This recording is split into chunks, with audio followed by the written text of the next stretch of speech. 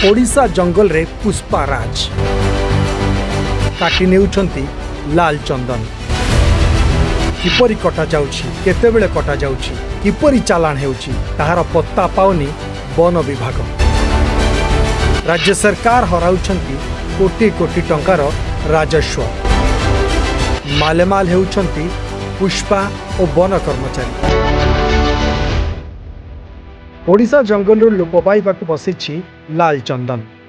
एकदा दक्षिण ओडिशार प्राय समस्त जंगल रे एही मूल्यवान चंदन गछ देखिबाकु मिलुथिला।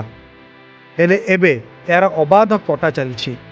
फल यह केवल गजपति जिला पारलाखेमुंडी बनखंड रे सीमित रह जाइछि। पारलाखेमुंडीर किंचलिंग और लावण्यगढ़ जंगल रे मात्र 119 गछ रही जार गोले मात्र 30 सेंटीमीटर। सेहीपरि कोरापुट जंगल रे भी प्रबल संख्यार चंदन गछ थिला। हेले कोरोना बेले चंदन काठ माफिया एहाकु काटी नैथिले।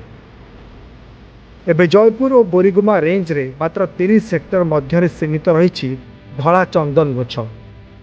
ताहा भी एबे विपदरे, कारण चंदन माफिया एही गछ उपरे एबे नजर पकाइछंती। सीमित संख्यक वन कर्मचारी फॉरेस्ट गार्ड का फायदा नहीं एमाने गछ काटी नेउछंती। चंदन गछ चोरी करिबा बेले सेमाने सांगरे बंदूक और मारणास्त्र धरी आसुथिबारु फॉरेस्ट गार्ड सेमानकर मुकाबिला करि पारु नांती। तेणु सबू देखि न देखिला परि रहउछंती। धला चंदन काट किलो पिछा एबे 10,000 टंका रहितबा बेले लाल चंदन दाम ढेर अधिक। एपरि स्थले सिनेमा पुष्पा भरी काठ माफिया सबू गछ को चोरारे काटी नहीं फेरार हो जाउछंती। जो पुलिस और वन विभाग गत 5 वर्ष मध्य केवल 30,000 घन मीटर काठ जबत करिबारे सफल होइछि।